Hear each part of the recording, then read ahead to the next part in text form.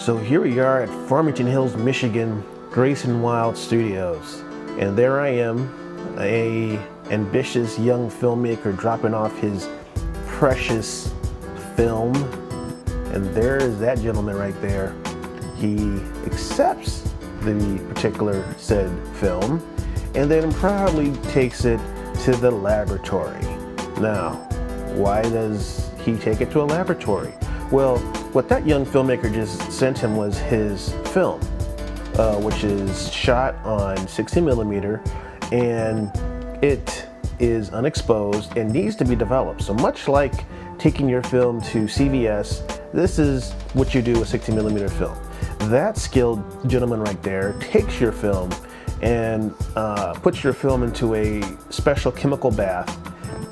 He skillfully unspools your film, sets it up, and then it goes through the necessary procedures to get it developed. So once that happens, it goes through a series of complicated, very complex machines, and then it gets treated, and then the film is skillfully taken off the spooling stock. Once it's particularly treated, from the dark room, and goes through these various chemical baths, what you have is the color negative. So the film ultimately needs to be put onto 16mm, which is the request of this particular said filmmaker who dropped his film off, and then it goes to a transfer machine. The transfer machine is actually, at first glance, it's kind of a complicated mechanism. The film is skillfully, threaded. I in fact did this during my internship with Grayson Wild. Much like that gentleman, it's threaded. He's doing this just so we can see it in the light, but in actuality, this is done in the dark. So all of this that you see is actually threaded in the dark. I've done it myself. It's done that way because the negative is put onto a virgin raw stock piece of film, and so then once it's placed on there, it's threaded, and as you can see, I mean, there's a method to the madness. It looks complicated, but there's no problem with it not working, because what he does is, if it's not threaded properly, it'll stop. The machine will stop, because what he's doing is he's threading both the raw stock of film and then the color negative, and then they're combined.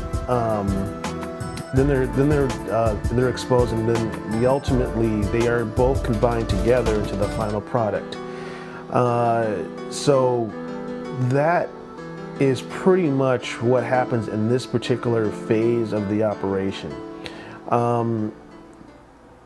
A lot of this is done for, if you believe it or not, crash tests. For General Motors uses film because of the graininess in the details to monitor just how a vehicle during a crash test simulation will affect, because of the graininess of film. Film itself has been fraught with sort of the difficulty of HD video, but there's nothing like film. Hands down, film is beautiful. So once the procedure is finished, the gentleman takes it spools back together. You grab some tape, and then you take it to the editors, and then once it's edited together, you pay your lovely fee, and there you go. 60mm film. The filmmaker gets it. He takes it back, to his film school, and voila, there you go. So thanks for watching. This is how film is developed. Feel free to subscribe to my YouTube channel, leave a review, and I appreciate you watching. Peace.